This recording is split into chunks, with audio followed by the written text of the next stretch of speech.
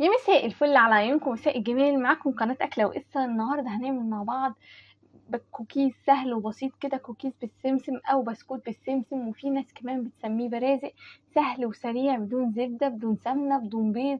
حاجة كده سهلة وسريعة تقدري تعمليها في العشاء بالليل، أو ينفع في الفطار، وينفع كمان في اللانش بوكس مع الأولاد. سريع ومكوناته بسيطة جدا، وهيرمي معاكي كمية كبيرة. شكله حلو جدا، وطبعا كلنا عارفين إن السمسم مفيد جدا لأولادنا، وكله كالسيوم. حاجة كده سهلة وسريعة جدا. يلا بينا على الطريقة ونشوف البسكوت القمر ده عملناه ازاي. بس قبل ما نشوفه هنبص كده عليه مع كوباية الشاي. حاجة قمر قوي، عايزة اقولك ان هو بيدوب في الايد كده وبيقرمش قرمشته حلوة قوي. في بولة بقى معايا هنا كوباية من اللبن، هحط عليها كوباية من السكر واقلبهم كويس قوي. بعد كده بقى هنزل عليهم بكوباية من الزيت، وهحكي لكم قصة البسكوت ده. انا دايما ماما في الصيف دايما كانت بتسافر، عشان هي من محافظة تانية فبتسافر عند اهلها، وكانت طبعا بتسيبنا. فاحنا كنا بنقعد بقى، كنت بنت كبيرة يعني في اعدادي او في ثانوي كده، كنت بقعد انا بقى مع بابايا واخواتي.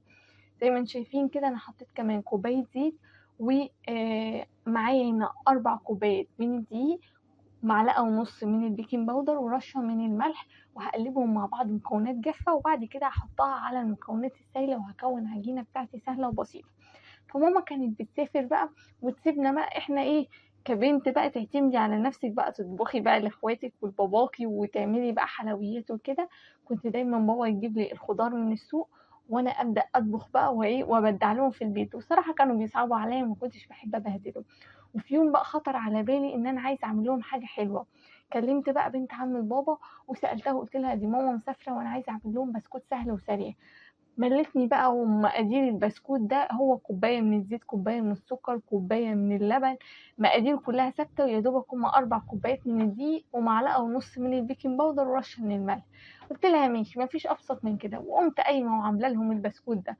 بابا جه بالليل وقال لي ايه، ها هتاكلينا ايه؟ انا بقى متعوده اعمل لهم بقى ايه، يا كيكه يا بسكوت. قلت له استنى بقى يا بابا، النهارده هدلعكم وهعمل لكم بسكوت حلو قوي.